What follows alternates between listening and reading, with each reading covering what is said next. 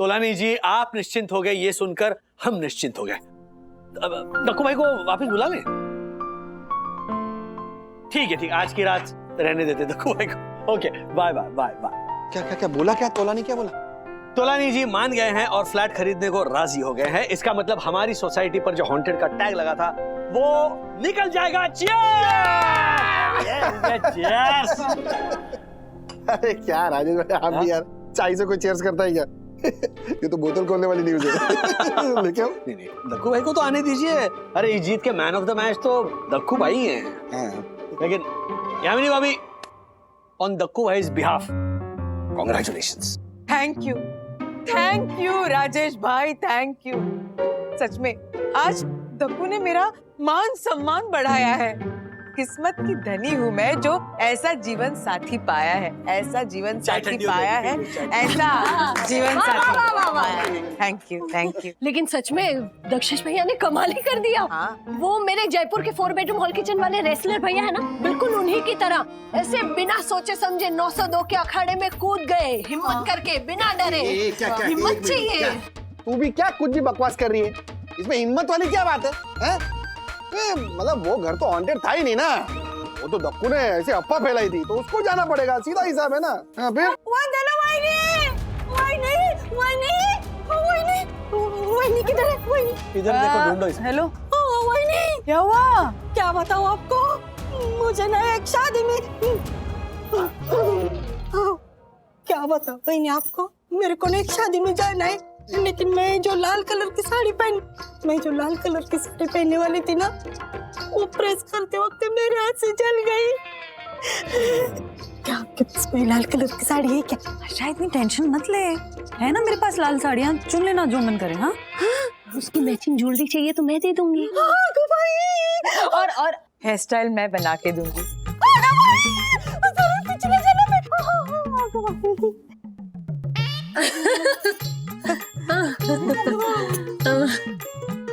मैंने जरूर पिछले जन्म में पेपर पुण्य के होंगे, इसलिए आप लोगों जैसे मेम साहब मिले मेरे को। हम मेम साहब नहीं है, तेरी सहेलियां हैं, तेरी दोस्त हैं आशा। तू देखती जा, तेरा ऐसा मेकओवर करूंगी कि तू खुद भी नहीं पहचान पाएगी कि आशा है। हाँ, लेकिन मेरे को ना वो चटक मटक वाला मेकअप करना। हाँ, वो आप लोग जैसा करते हो कैसा वाला नहीं, जो किया भी हो और दिखे भी नहीं। ओके डन आशा रानी, ऐसा चटक मटक मेकअप करूंगी कि 100 मीटर दूर से लोग पहचान जाएंगे कि वो देखो वो चटक मटक मेकअप वाली आशा रानी आ रही है। चलो आप चलिए, मैं हो आती हूँ। आराम से धीरे धीरे। अरे ओहो, सॉरी। क्या मतलब इतना बुरा लग गया? चाय पिला रहा हूँ तो। सॉरी है। कोई बात नहीं।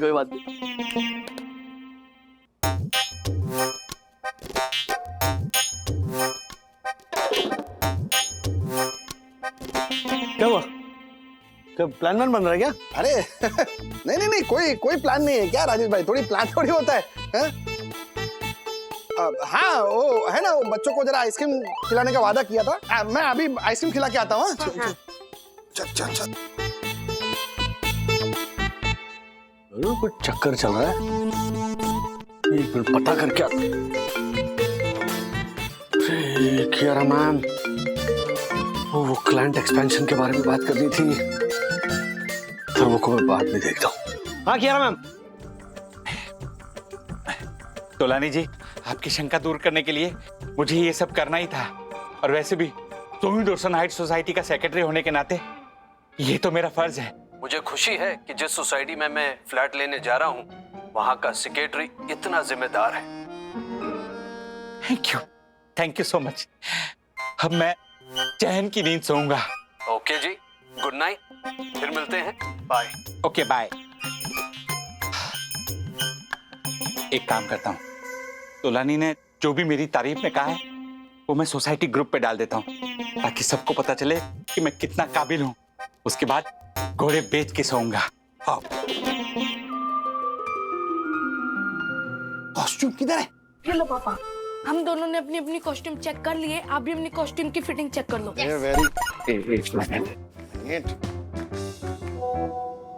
ये देख, झालर दक्कू सोसाइटी ग्रुप में अपने मुंह मियां मिट्ठू बन रहा है। अभी इसको मजा चखाता हूँ। हाँ? आज तो इसकी बैंड बज जाएगी, बैंड। अरे क्या बात है। ये वो कचरे की थैली? पापा, कचरे की थैली का बंदोबस्त हो चुका है और वो अपनी जगह पे प्लेस्ड है। यस, वही तो हमारा गेट पास है। हाँ। अब ये प्रैंक हमारे लिए मोस्ट हिलेरियस होगा एंड दक्कू अंकल के लिए मोस्ट स्कैरी। लेकिन पापा, वहाँ पे सच का भूत हुआ और अब डर गए तो? मैं और भूत से डरूंगा? अबे भूत मेरे से डरेगा। Share market king Arshad Agarwal हूं मैं, समझा ना? अभी दक्कू को दिखाता हूँ असली भूत क्या होता है।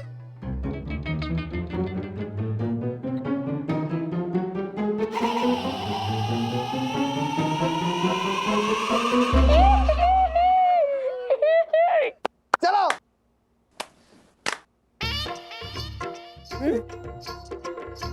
क्या हुई? और थोड़ा पाउडर लगाओ ना। हाँ। क्या और थोड़ा पाउडर लगाओ?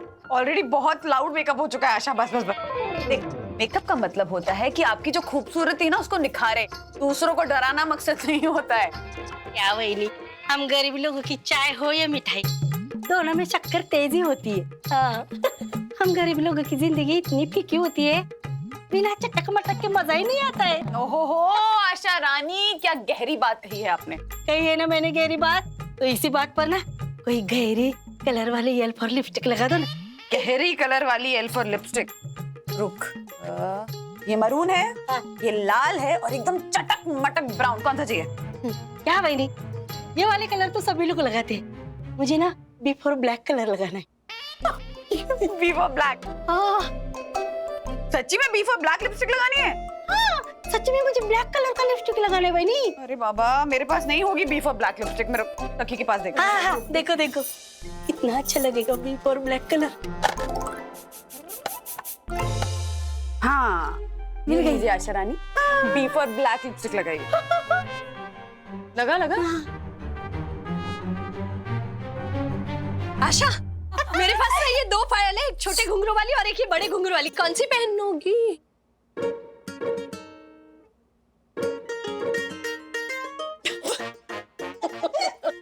बता, कौन सी फाइल पहनेगी? ज्योति भाभी बड़े घुंघरू वाली पहनेगी।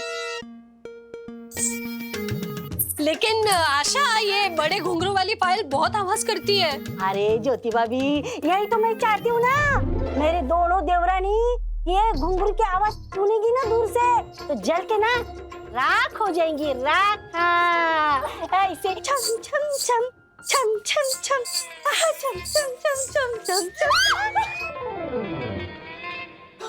आशा ताई, ये क्या है? इतना लाउड मेकअप क्यों? मम्मा प्लीज इसे कम कर दो। अरे मैं क्या करूँ सखी, कितनी बार बोला कम कर देती हूँ मेकअप, लेकिन मैडम को लाउड मेकअप ही चाहिए। और नहीं तो क्या। हाँ वही नहीं, मेरे मेकअप का टेस्टिंग तो हो गया।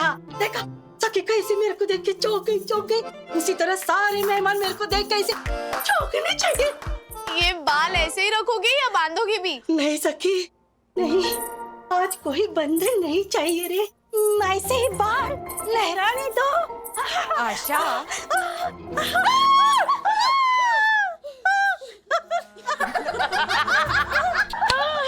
आशा एक काम करोगी प्लीज?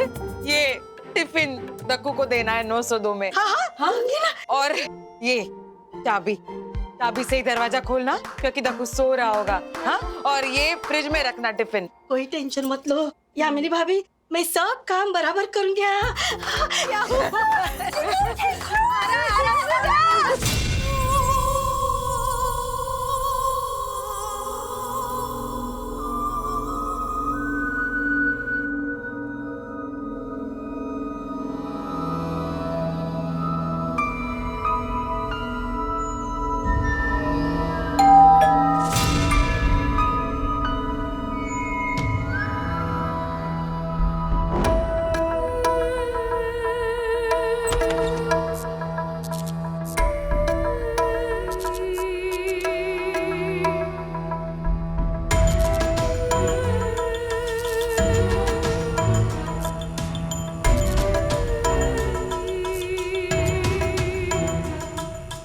कौन है जो डोरबेल बजा के भाग गया?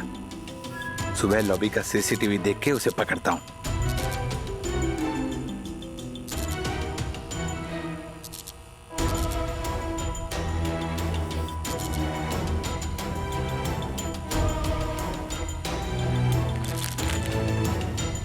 ये कचरा यहाँ किसने रखा? कोई तो है। ठीक है, तुम जो कोई भी हो, मैं तुम्हें छोड़ूंगा नहीं। 500 की जगह पूरे 5000 की पेनल्टी लगाऊंगा।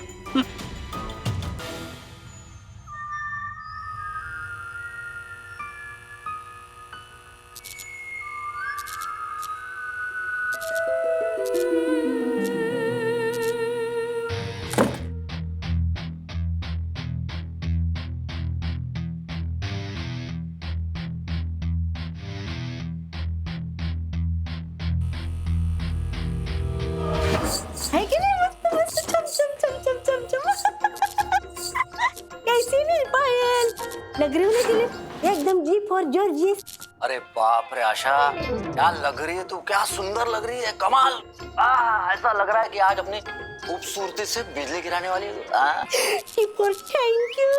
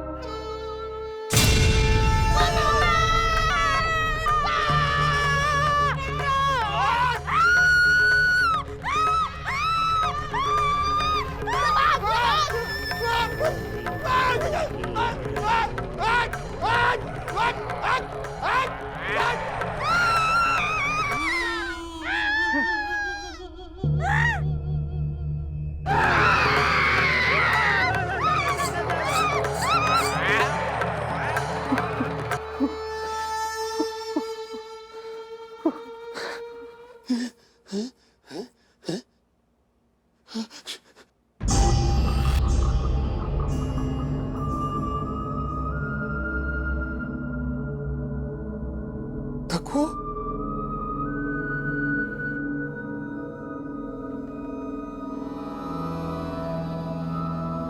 देखो क्यों क्यों इतना परेशान करते हो मुझे? ना जीते जी कभी चैन से रहने दिया और न मरने के बाद चैन से रहने देते हो। क्यों इतना परेशान करते हो मुझे? क्यों? देखो कौन देखो? मैं तो यामिनी ये घर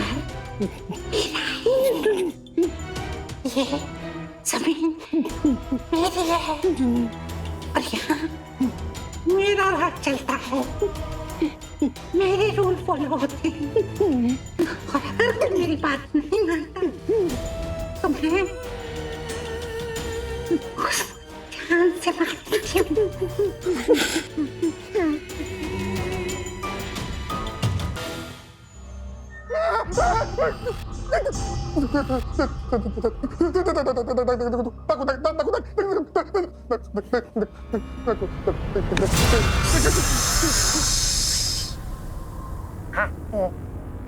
मेरी नजर हमेशा तुझ पे रहेगी और अगर तूने मुझे परेशान करने की कोशिश की तो मैं तेरे दिल की धड़कन बंद और तेरी सांसें रोक दूंगी और फिर मैं तेरा खून पी जाऊंगी,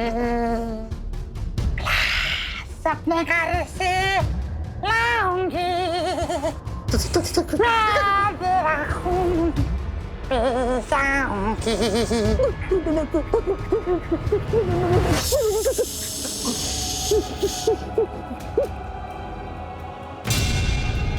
जा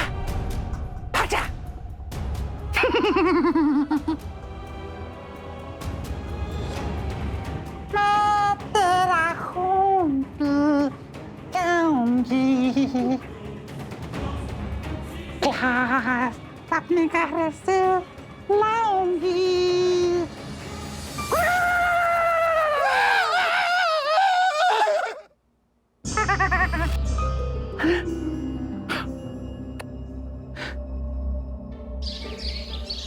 अरे क्या बकवास कर रहे हो? भूत भूत कुछ नहीं होता हर्षद भाई। आप दक्कू भाई को डराने गए, उल्टा दक्कू भाई ने आपको डरा दिया। इतनी सी बात। आइए। अरे ओ राजेश भाई, अगर ऐसा होता तो मैं बहुत खुश होता ना, लेकिन ऐसा नहीं है। आपको पता है दक्कू ने मेरे से जिस तरह से कल रात को बात की ना, वो दक्कू नहीं था। दक्कू के शरीर में कोई भूतनी थी, भूतनी। कैसी बातें कर रहे हैं आप हर्षद भाई? ऐसी बातें तो मेरे नाटक तुम्हें मेरे उल्टे पैरों की कसम के पात्र करते हैं। मुझे बहुत चिंता हो रही है। नहीं, आप चिंता मत कीजिए, ये डर गया ना इसीलिए सबको डरा रहा है। अरे ओ राजेश भाई, मैं सच बोल रहा हूँ यार, सच बोल रहा हूँ। मैं कल पूरी रात सो नहीं पाया, पता है आपको? मेरे को बेचारे के दक्कू की चिंता हो रही है, इसीलिए आप सब लोगों को मैं यहाँ पर लेके आया। मुझे भी चिंता हो रही है। नहीं, एक मिनट, आप लोग इतनी टेंशन मत लीजिए। हम लोग दक्कू भाई से मिलके सारा मामला क्लियर कर लेते हैं ना। क्या यही खड़े रहेंगे? आ गए तो चलो ना, अंदर जाते हैं। चलो। लेकिन मेरी बात,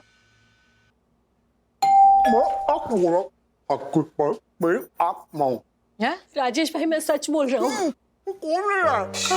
एक मिनट। खोल नहीं रहे दरवाजा। दक्कू भाई, दक्कू भाई, राजेश भाई, देखा मैं बोल रहा हूँ आपको, ये खोल नहीं रहा है दरवाजा, कुछ गड़बड़ है। दक्कू गया। दक्कू! अरे नहीं क्या?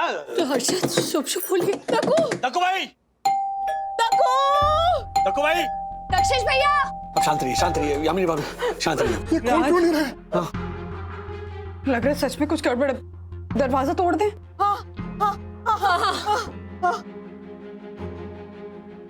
तोड़े?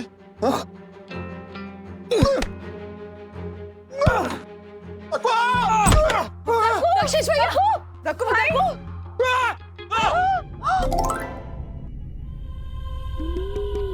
राजेश भाई, उल्टे पैर वाली भूतनी। मैं बोल रहा था ना, दक्कू गया। एक मिनट।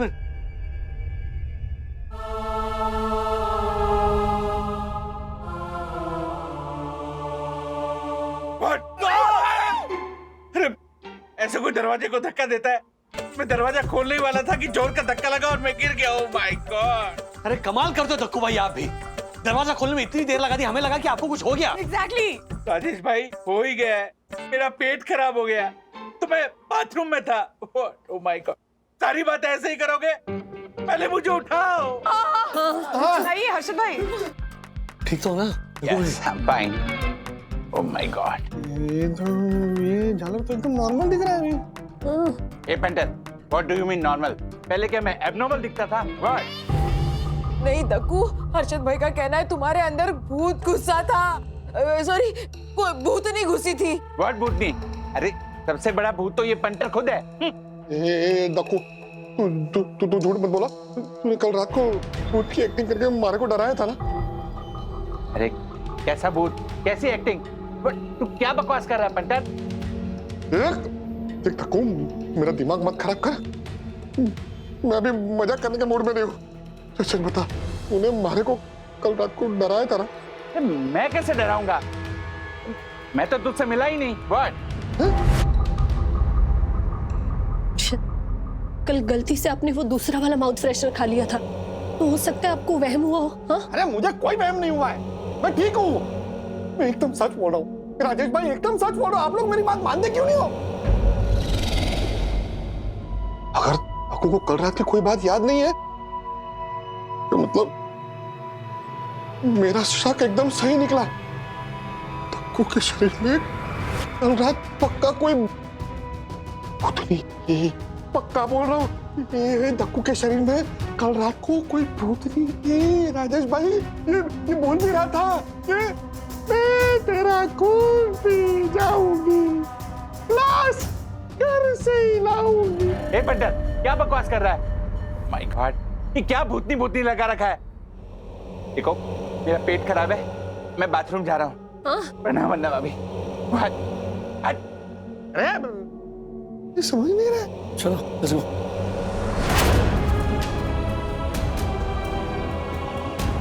अगर दक्कू दामिनी का नाटक नहीं कर रहा था, इसका मतलब सच में कोई दामिनी है। हे भगवान। अरे वो राजेश भाई, मुझे छोड़ के कहाँ जा रहे हो?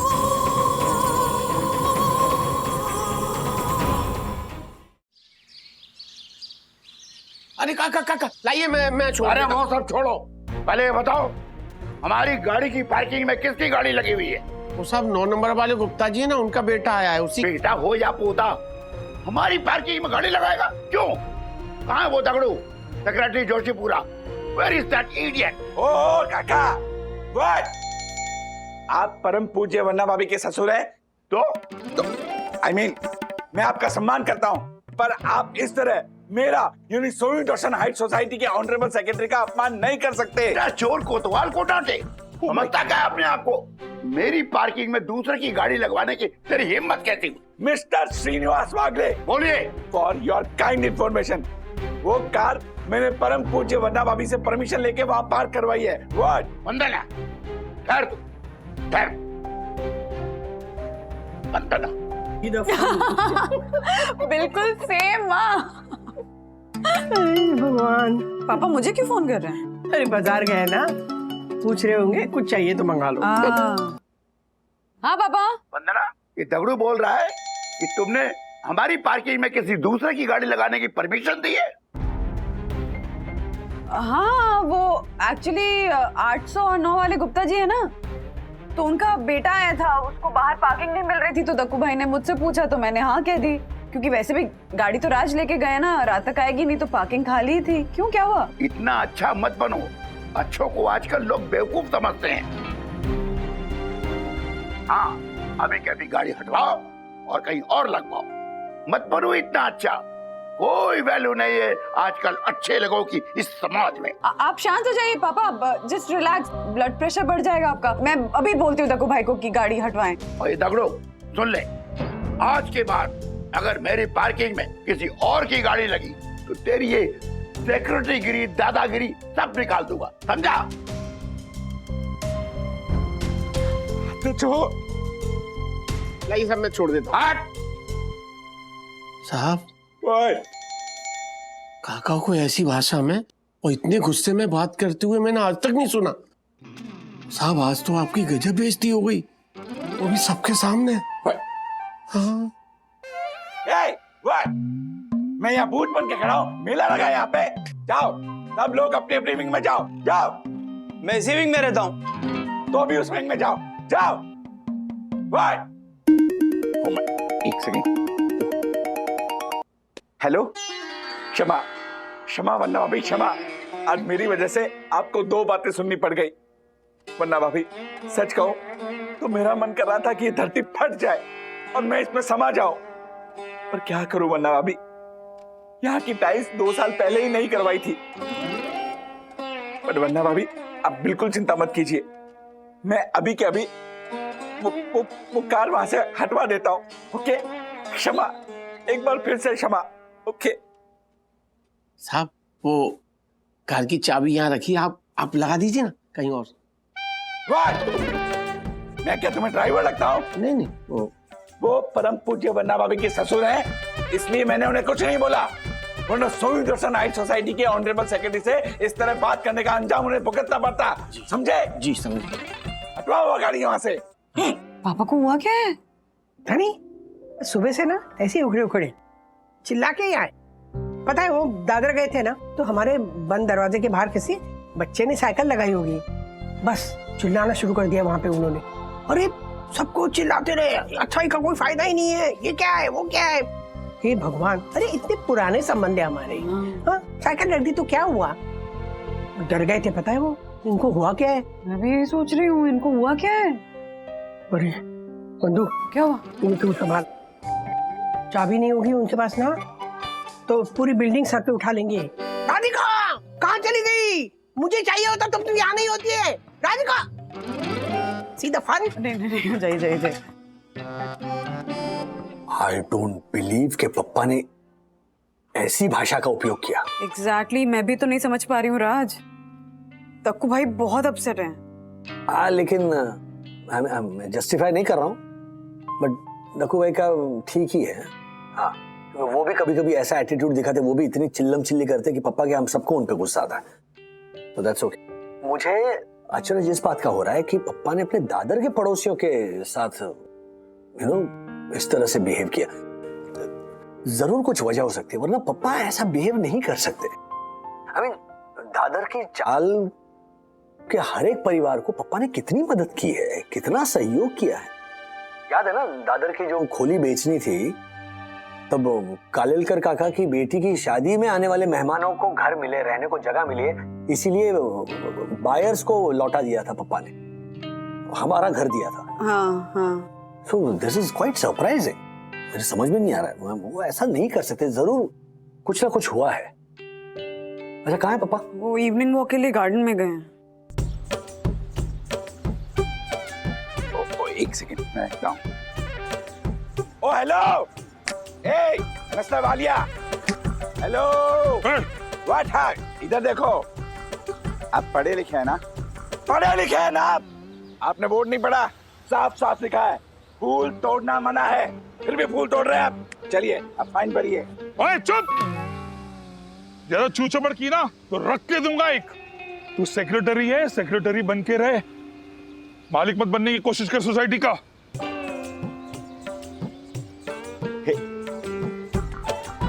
हे मिस्टर वालिया, व्हाट? मैं छोड़ूंगा नहीं। मेरी सोसाइटी में दादागिरी नहीं चलेगी, रूल्स चलेंगे, रूल्स। देख लूंगा तो मैं देख लूंगा। ओ मिस्टर श्रीनिवास वागले, व्हाट कर क्या रहे हैं आप? Shut up. अच्छे आदमियों पर तेरा रोब चलता है ना? वालिया के सामने तो दुम दबा के बैठ गया। खबरदार, क्योंकि वो बदमाश है और मैं बदमाश नहीं हूँ, एक अच्छा इंसान हूँ। इसलिए देख, आइंदा हमारे बीच में कभी मत आना। और सुन, तेरी ये सेक्रेटरी गिरी, दादागिरी मैंने निकाल के नहीं रख दिया तो मेरा नाम बदल दे। चला भाइयों, आपको जो फूल चाहे, जो बगीचे का जो जितना चाहे आप उठा के ले जाइए, कोई नहीं रोकेगा। ओह माय गॉड, वन्ना भाभी, वन्ना भाभी, oh my God, oh my God. Dakku भाई रो रहे हैं? बच्चों की तरह रो रहे हैं राज। बहुत इंसल्टेड फील हुआ है उन्हें, क्योंकि गार्डन में और लोग भी थे। वन्ना भाभी, वो आपके ससुर है, इसलिए मैंने उन्हें कुछ नहीं बोला। आपकी वजह से, सिर्फ आपकी वजह से वन्ना भाभी, मैं अपमान का घूंट पी गया। Oh my God. सुना, उनको बोलो थोड़ा पानी के घूंट पी ले। अरे श्योर बंधु, ऐसा भी तो हो सकता है ना कि पापा और दक्कू भाई के बीच में कुछ आर्ग्यूमेंट या कोई मनमुटाव हुआ हो। नहीं नहीं राज, ऐसा कुछ नहीं हुआ है। इनफैक्ट कल ही तो यामिनी भाभी के हाथ के बने पकौड़े खा के आए हैं दक्कू भाई के यहाँ से। वन्ना भाभी, आपको पता है मेरी यम ने मेरे लिए पालक के पकौड़े भी बनाए थे, मैंने वो भी काका की प्लेट में डाल दिए। ऊपर से काका ने एक प्लेट आलू के पकौड़े भी खाए, और ये बात मैंने राधिका मासी को भी नहीं बताई। तो पता है काका क्या बोले? देखो, तू मेरा बहुत अच्छा दोस्त है, और आज मामला बहुत सीरियस लग रहा है। सचमुच सीरियस है। वो वालिया दक्कू भाई से कैसे भी बात करे, पूरी सोसाइटी जानती है कि वो कितना बदतमीज आदमी है। लेकिन पापा, I really feel there's something more to this. मुझे भी ऐसे लग रहा है बंधु। ठीक है, ऑफिस आने के बाद मैं पापा से बात करूंगा। हाँ, नहीं, जानना पड़ेगा ना कि उनके दिमाग में क्या चल रहा है। अच्छा, डिटेक्टिव जूनियर वागले कहाँ हैं? डोंट वरी डैडी, एवी डिटेक्टिव्स ने केस समझ लिया है। ओके, हम इन्वेस्टिगेशन के लिए जा रहे हैं, 1 घंटा दो, रिपोर्ट आ जाएगी। ओके।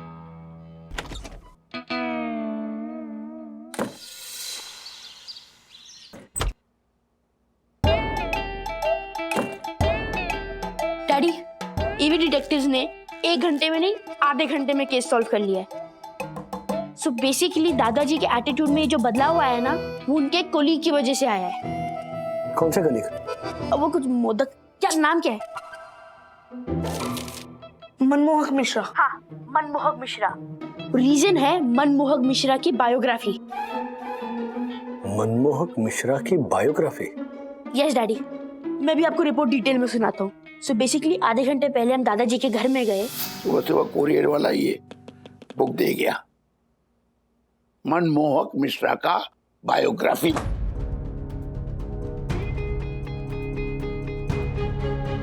मेरे साथ ही काम करता था, एक नंबर का दूर इंसान था। रिश्वत लेते पकड़ा गया 51,000 रुपए का। तरह तरह के हथकंडे आजमा कर बच निकला, वापस नौकरी पे आ गया। लेकिन आने के बाद बाप रे, उसने सबको परेशान किया, सबको। किट्टू नौकरी लेकर घर बिठा दिया, मेरा प्रमोशन नहीं होने दिया था।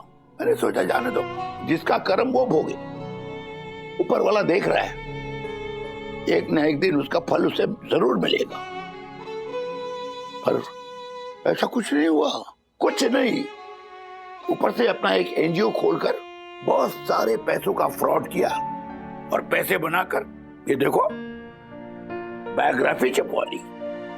और शीर्षक क्या रखा, हेडलाइन, सत्य के उपासक। ओहो, ऊपर से समाज के बड़े बड़े लोगों ने उसे सत्यपरायण, कर्तव्यनिष्ठ, कर्मयोगी बनाकर बखान किया। और मैं क्या, सच्चाई के रास्ते पर चलते हुए, ईमानदारी से जीवन जीते हुए भी मैं अपने हक का स्वाभिमान तक नहीं पा सका। मेरे जैसे कई मिडिल क्लास लोगों ने जिस ईमानदारी के साथ जीवन जिया है अपना, वो किसी काम का नहीं, किसी काम का नहीं। न तो वो समाज को कुछ दे सके, न अपने परिवार को। मैं तो कहता हूं, अब मिडिल क्लास वालों का जीवन व्यर्थ है, व्यर्थ। डैडी, इसी बात से दादाजी बहुत अपसेट है। उनके मन में ये बात बैठ गई है कि अच्छाई का जमाना नहीं रहा और अच्छे लोगों को लोग बेवकूफ समझते हैं, कि उनकी कोई वैल्यू ही नहीं है।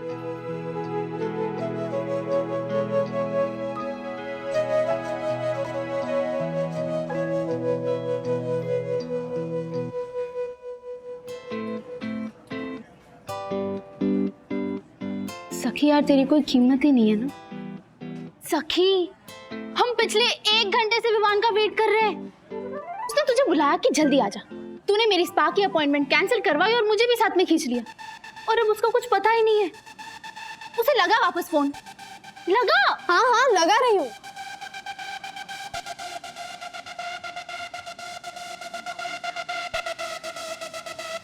एंगेज आ रहा है। आएगा ही, एंगेज ही है वो। उस अन्विता के साथ होगा कहीं। गुनगुन, ऐसा नहीं हो सकता। उसने मुझे खुद कहा कि कुछ अर्जेंट बात करनी है। सत्य, कहाँ हो विवान तुम? ऐसे मुझे बुलाकर बिठाए रखने का क्या मतलब है? अच्छा, नहीं, नो इट्स ओके। गुनगुन है ना मेरे साथ। बट प्लीज जल्दी आना। बाय। आ रहा है वो। कहाँ है? अरे बाबा, यहीं पे है। बाइक से आ रहा था, अन्विता का कॉल है, तो बाइक साइड में रख के उसके साथ बात करा। बात खत्म होते ही वो आ जाएगा। ओके? देख, अन्विता का कॉल खत्म होगा या नहीं ये तो मुझे नहीं पता, पर मेरी कॉफी खत्म होते ही मैं तो यहाँ से जा रही हूँ। That is for sure. और सखी, तू भी मेरे साथ चलेगी। थोड़ी तो अपनी इंपॉर्टेंस दिखा यार। That will not look good Gungun. ऐसे अच्छा नहीं लगेगा। क्या अच्छा नहीं लगेगा? यही तेरे विल नॉट लुक गुड वाले टू गुड नेचर की वजह से ना वो तुझे टेकन फॉर ग्रांटेड लेता है। सखी, पता है तुझे? ऐसा नहीं है गुनगुन। क्या बोल रही है तू? ऐसा ही है सखी। देख, ऐसा पहली बार तो नहीं हो रहा। वो तुझे हर बार डिच करके चला जाता है, हर बार कोई ना कोई नया बहाना। अब तू लास्ट वीक ही देख, तू थिएटर के बाहर खड़ी थी ना टिकट्स लेके, और एंड मोमेंट पे उसने पेट दर्द का बहाना बनाकर नहीं आया। ऐसा तूने ही मुझे बोला था ना? हाँ, मैंने ही बताया था। तो सच में उसकी तबीयत खराब थी तभी। हाँ ठीक है, चल मान लिया उसकी तबीयत खराब थी। बट एक बात बता, अगर तेरी जगह वहां अन्विता होती तो वो ऐसा करता? नहीं करता ना। वो भले ही पेट पकड़ के क्यों ना बैठता, पर वो आता सखी और उसकी मर्जी की मूवी भी देखता, क्योंकि उसे पता है कि वो अन्विता है और अन्विता को भी अपनी इम्पोर्टेंस बराबर पता है और वो साबित भी करती है सखी। तो वही तो फर्क है ना अन्विता और मुझ में। तो वो फर्क विवान को भी पता होना चाहिए ना सखी। See, I'm telling you again, don't let him take you for granted. सत्य है। उठा उठा उठा। कहाँ हो तुम? ऐसे कितने टाइम तक मैं यहाँ बैठी रहूंगी? See, there is a limit to everything, Vivaan. Vivaan, enough, please। क्या? और एक घंटा? No, Vivaan, enough is enough, okay? I will not let you take me for granted. No, नहीं, अभी तुम मुझे कॉल नहीं करोगे और मुझे तुमसे बात ही नहीं करनी है। बाय। चल यहाँ से। क्या हुआ? चल ना यार, उसकी राह में जिंदगी मेरे यहाँ नहीं बैठ सकती। चल तू। गुड।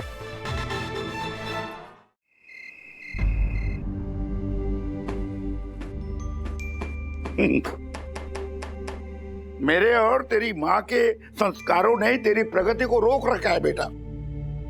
क्या बोल रहे हैं आप? हाँ, कितने लोग आपको आदर्श मानते हैं? अरे राधिका, ये सब आदर्श में जीना व्यर्थ है, व्यर्थ। लेकिन पापा, आदर्शों में व्यर्थ हुआ जीवन दूसरों के लिए आदर्श बन जाता है, ऐसा आप ही कहते हो ना? बिल्कुल गलत था, मैं गलत। सच तो ये है कि अच्छे बने रहने के छलावे ने मुझे कभी आगे बढ़ने ही नहीं दिया। मेरी क्या, तू अपनी ओर देख, अपनी ओर देख। तेरे साथ भी तो वही हुआ जो मेरे साथ। बस मेरे सामने ये बेईमान मनमोहन मिश्रा था और तेरे सामने वो हैरी और माया जैसे लोग। बेटा, अच्छाई की जीत सिर्फ किस्से कहानियों में ही होती है। हमारे अच्छे बने रहने से किसी को कोई प्रेरणा मिलती नहीं। कभी कभी तो मुझे लगता है कि मनोज का तरीका ही सही तरीका था।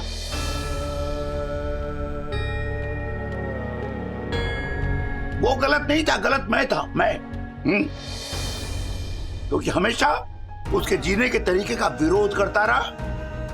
गलत मैं था मैं गलत।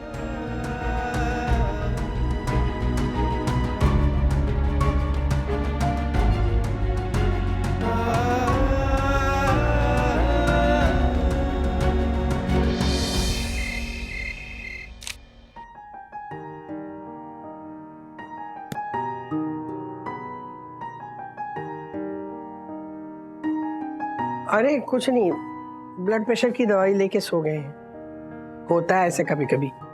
सठिया गए हैं, सुबह आराम से बात करूंगी मैं, चिंता मत करो। नहीं मम्मी, मैं रिक्वेस्ट करता हूँ आपसे, आप प्लीज बात मत कीजिए। बहुत सेंसिटिवली इस इशू को हम सबको हैंडल करना होगा। राजू, ये कोई इश्यू नहीं है। हमें 22 साल हो गए हैं मनोज दादा को हमारी जिंदगी से गए हुए। इन 22 सालों में दादा कहाँ है, क्या करता है, किस हाल में है, ऐसे कई सारे सवाल हम दोनों ने अपने सीने में दबा कर रखे हैं। वो सिर्फ इसलिए क्योंकि पापा को उसका नाम तक लेना पसंद नहीं था। और आज वो खुद उसका नाम ले रहे हैं, उसे सही और अपने आप को गलत ठहरा रहे हैं। ये आपको इशू नहीं लग रहा है? माँ, मनोज भैया के बारे में मैं बस उतना ही जानती हूँ जितना आपसे और आज से सुना है। और उस बेसिस पे नहीं कह सकती कि मनोज भैया सही थे या गलत थे। पर पापा को तो इतने सालों से जानती हूँ, समझती हूँ। और पापा कभी गलत नहीं हो सकते माँ। बिल्कुल नहीं, श्रीनिवास आगे कभी गलत नहीं हो सकते। इसीलिए मैं अंदर से हिल गया हूं। मतलब दादा के विचार, दादा के तौर तरीके, दादा का एटीट्यूड ना पसंद करने वाले पापा आज जिंदगी जीने के लिए दादा का उदाहरण दे रहे हैं।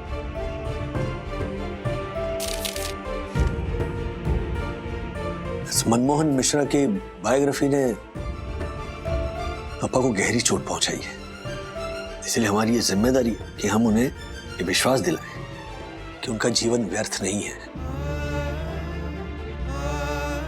वो कभी गलत नहीं हो सकते, कभी नहीं।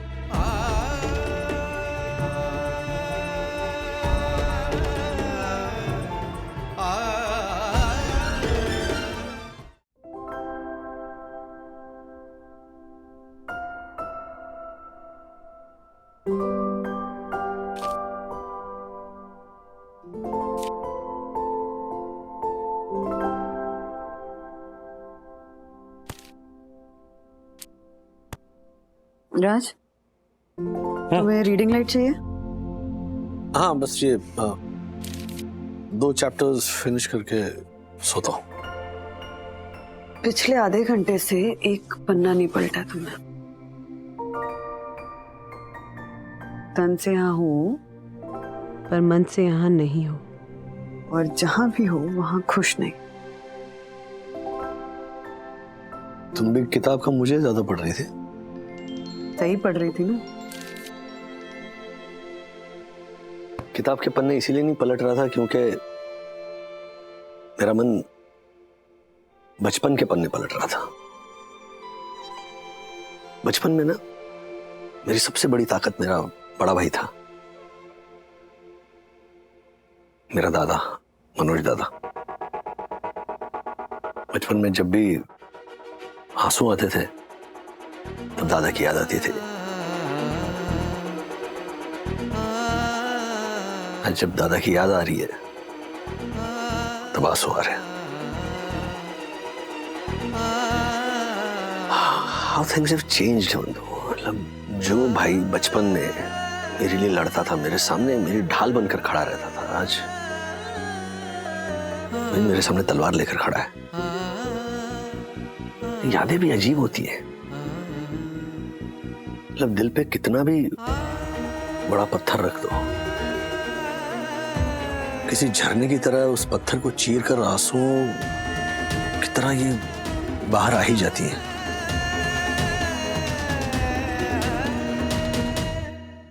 ऐसे और भी मजेदार वीडियो के लिए हमारे चैनल को लाइक, शेयर और सब्सक्राइब करें।